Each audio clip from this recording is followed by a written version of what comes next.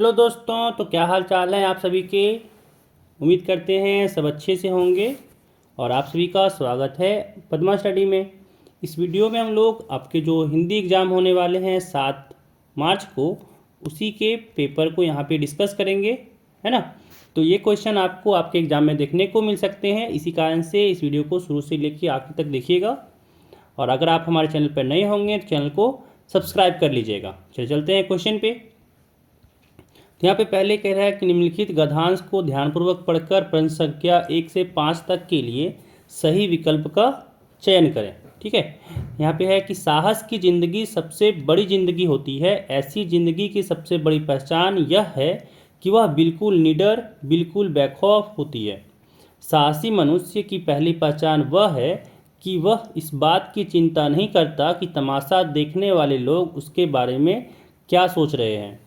जनमत की उपेक्षा करके जीने वाला आदमी दुनिया की असली ताकत होता है और मनुष्यता को प्रकाश भी उसी आदमी से मिलता है ना। कि अड़ोस पड़ोस को देखकर चलना यह साधारण जीव का काम है। क्रांति करने वाले लोग अपने उद्देश्य की तुलना न तो पड़ोसी के उद्देश्य से करते हैं और न अपनी चाल को ही पड़ोसी की चाल देखकर मध्यम बनाते हैं, है ना। तो ये आपका गद्यांश था। फिर उसी को इसके अकॉर्डिंग आपको यहाँ पे नीचे जो क्वेश्चन पूछा गया है उसका आंसर देना है। कह रहा है साहस की जिंदगी सबसे बड़ी क्या होती है ना। तो इसका पहला का आपका आंसर हो जाएगा दूसरा नंबर, जिंदगी। कि साहस की जिंदगी सबसे बड़ी जिंदगी होती है। अगला कह रहा है कि जनमत की उपेक्षा करके जीने वाला आदमी दुनिया की असली क्या होता है, तो ताकत होता है ना। ऑप्शन ए हो जाएगा ताकत। अगला कह रहा है कि किस मनुष्य की पहली पहचान यह है कि वह किसी के बारे में कोई चिंता नहीं करता, है ना। तो इसका आंसर हो जाएगा आपका चौथा नंबर, साहसी मनुष्य, है ना। इसका पहली पहचान है कि वह किसी के बारे में कोई चिंता नहीं करता। अगला सवाल यहाँ पे कह रहा है कि जनमत शब्द कौन समास है। जो जनमत शब्द है वो कौन समास है। ठीक है, तो चौथा का आंसर हो जाएगा तीसरा नंबर, तत्पुरुष। तत्पुरुष। अगला सवाल देखिए, कह रहा है अड़ोस पड़ोस को देखकर चलना यह कैसा जीव का काम है। ठीक है, तो पांचवा का पहला हो जाएगा साधारण। साधारण जीव का काम है जो अपने अड़ोस पड़ोस को देखकर चलता है। अगला सवाल कह रहा है कि प्रस्तुत पद्यांश को ध्यानपूर्वक पढ़कर प्रश्न संख्या 6 से 10 तक के लिए सही विकल्प का चयन करें। ठीक है, अब चलिए चलते हैं, मतलब पढ़ते हैं इसको पद्यांश को और फिर इसके अकॉर्डिंग आंसर देने के यहाँ पे आंसर देते हैं। कह रहा है हंसलो दो क्षण खुशी मिली वरना जीवन भर कंदरन है। किसका जीवन हंसी खुशी में इस दुनिया में रहकर बीता। सदा सर्वदा संघर्षों को इस दुनिया में किसने जीता। खिलता फूल मलान हो जाता हंसता रोता चमन चमन है। कितने रोज चमकते तारे कितने रह रह गिर जाते हैं। हंसता शशि भी छिप जाता है जब सावन घन घिर आते हैं। उगता ढलता रहता सूरज जिसका साक्षी नील गगन है। आसमान को छूने वाली वे ऊंची ऊंची मीनारें मिट्टी में मिल जाती हैं वो छिन जाते हैं सभी सहारे। दूर तलक धरती की गाथा मौन मुखर कहता कन कन है ना। तो चलिए इसमें सवाल पढ़ते हैं। कह रहा है हंसलो दो क्षण खुशी मिली वरना जीवन भर क्या है। तो ये हो जाएगा दूसरा नंबर, कंदरन, है ना। कवि कंदरन कहना चाहते हैं कि जीवन भर कंदरन है। अगला सवाल कह रहा है कि दूर तलक किसकी गाथा है ना। तो आपका इसका हो जाएगा चौथा नंबर, धरती। कि दूर तलक धरती की गाथा है। अगला सवाल कह रहा है कि नील गगन का एक शब्द क्या होगा। तो इसका आंसर हो जाएगा दूसरा नंबर, नीलांबर। ठीक है, अगला सवाल कह रहा है कि खिलता फूल क्या हो जाता है। तो हो जाएगा इसका पहला नंबर, मलान। अगला सवाल देखिए, कह रहा है जब सावन घन घिर जाते हैं तब कौन छिप जाता है। तो 10वां का आपका आंसर हो जाएगा दूसरा नंबर, शशि। ठीक है, अगला सवाल देखिए, यहाँ पे कह रहा है निम्न में से किस वाक्य में अकर्मक क्रिया है। ठीक है, तो इसका हो जाएगा पहला नंबर आपका, बच्चा खेल रहा है ना। ये आपका अकर्मक क्रिया है। अगला सवाल देखिए, कह रहा है निम्न में से कौन सा वाक्य सकर्मक क्रिया का उदाहरण है। ठीक है, तो 12 का हो जाएगा आपका तीसरा नंबर, वह रोटी खा रहा है। अगला सवाल देखिए, कह रहा है यहाँ पे कि गुरु का एक अर्थ होता है शिक्षक और दूसरा क्या होता है। तो इसका हम लोग गूगल करके देखें। इसका बता रहा था आपका चौथा नंबर भारी। ये सवाल का जवाब आप लोग बताइएगा कि आप लोग को क्या लगता है, आप लोग को आता है तो बताइएगा कि इसका आंसर क्या होगा। गूगल किए इसका, तो आपका चौथा नंबर बताया भारी। चलिए अगला सवाल देखिए, कह रहा है निम्न में से कौन सा श्वेत का अनेकार्थी शब्द नहीं है ना। जिसका हो जाएगा पहला नंबर श्याम। अगला सवाल कह रहा है कि यहाँ पे कि आजीवन कौन समास है। ठीक है, तो इसका आपका यहाँ पे 15 का आपका आंसर हो जाएगा दूसरा नंबर अवयवी भाव। अगला सवाल कह रहा है कि रचना के आधार पर वाक्य के कितने भेद होते हैं। तो इसका हो जाएगा पहला नंबर 3 भेद होते हैं। अगला सवाल कह रहा है कि मेरी इच्छा है कि मैं डॉक्टर बनूं, यह कौन वाक्य है। तो 17 का आपका चौथा नंबर हो जाएगा मिश्र वाक्य। ठीक है, अगला सवाल कह रहा है कि पिताजी के द्वारा अखबार पढ़ा गया, यह कौन वाच्य है।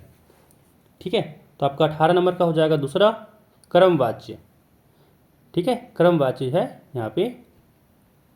अगला कह रहा है कि विद्यालय घर के, यहाँ पे डैश है, सही अवयव पद को चुने, निकट, दूर, दूरी या फिर घट सटा। तो इसका आंसर हो जाएगा आपका यहाँ पे हो जाएगा पहला नंबर कि विद्यालय घर के निकट है। ठीक है, अगला सवाल देखिए, कह रहा है वाच्य कितने प्रकार के होते हैं। ठीक है, तो हो जाएगा पहला नंबर 3 प्रकार के होते हैं। ठीक है, अब यहाँ पे आपका पाठ्य पुस्तक से सवाल है, कह रहा है कि प्रस्तुत पदांश को ध्यानपूर्वक पढ़कर प्रश्न संख्या 21 से 24 तक के लिए सही उत्तर का चयन करें, है ना।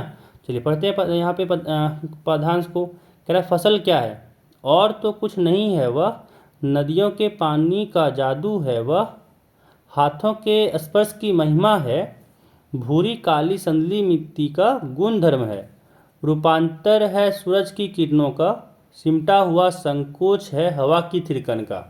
ठीक है, कह रहा है कि उपयुक्त पदांश के कवि कौन है।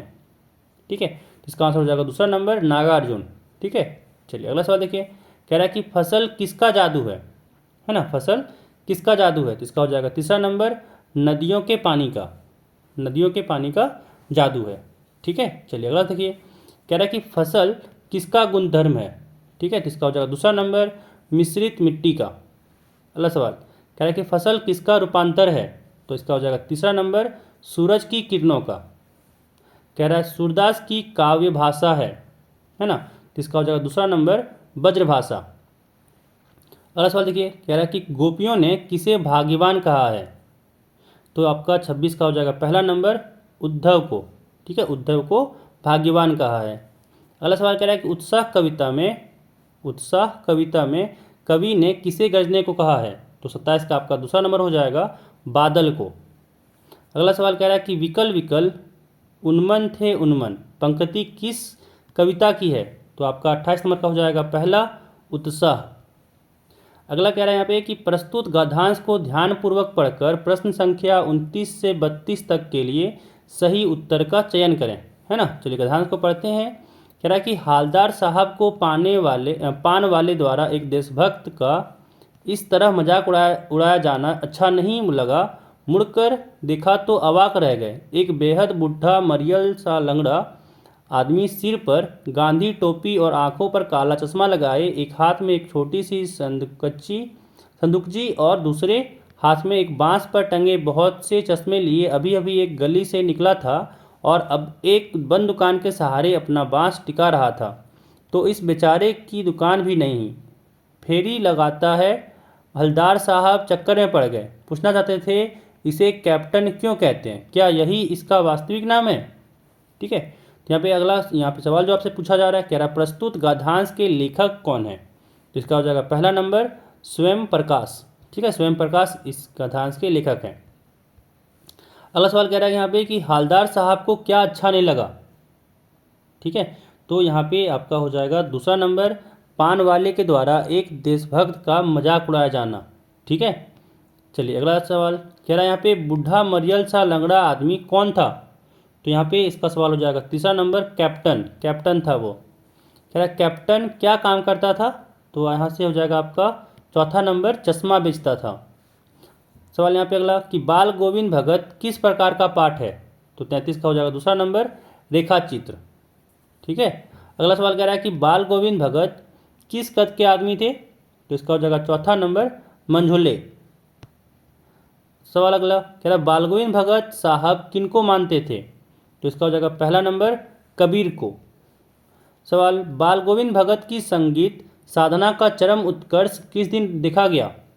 है ना, तो 36 का आपका आंसर हो जाएगा चौथा नंबर, जिस दिन उनका बेटा मरा। आगे गद्यांश दिया गया है, कह रहा कि प्रस्तुत गद्यांश को ध्यानपूर्वक पढ़कर प्रश्न संख्या 37 से 40 तक के लिए सही उत्तर का चयन करें। कह रहा जब कभी मैया हमें अचानक पकड़ पाती तब हमारे लाख छटपटाने पर भी एक चुल्लू कड़वा तेल हमारे सिर पर डाल ही देती थी। हम रोने लगते और बाबूजी उस पर बिगड़ खड़े होते, पर वह हमारे सिर में तेल बोथ कर हमें उबट कर ही छोड़ती थी। फिर हमारी नाभि और लीलार में काजल की बिंदी लगाकर चोटी गूंथती और उसमें फूलदार लट्टू बांधकर रंगीन कुर्ता टोपी पहना देती थी। हम खासे कन्हैया बनकर बाबूजी के गोद में सिसकते सिसकते बाहर आते थे। है ना, कह रहा है कि प्रस्तुत गद्यांश के लेखक कौन है? तो इसका आंसर हो जाएगा पहला नंबर शिव पूजन सहाय। अगला सवाल कह रहा है कड़वा तेल किस तेल को कहते हैं? तो आपका यहाँ पे हो जाएगा चौथा नंबर सरसों तेल को कहते हैं कड़वा तेल। अगला सवाल कह रहा है कि लेखक की माँ काजल कहाँ लगाती थी? है ना, तो इसका हो जाएगा आपका दूसरा नंबर नाभि और लीलार में। अगला सवाल कह रहा है कि लेखक किसकी गोद में सिसकते सिसकते बाहर निकलते थे? तो इसका आंसर हो जाएगा पहला नंबर बाबूजी के गोद में। है ना, बाबूजी की गोद में वो सिसकते सिसकते बाहर निकलते थे। तो ये आपके यहाँ पे सवाल थे जो आपके एमसीक्यू क्वेश्चन इंपॉर्टेंट हैं, आपके एग्जाम में आ सकते हैं। तो इस वीडियो में बस इतना ही, मिलते हैं फिर अगले वीडियो में।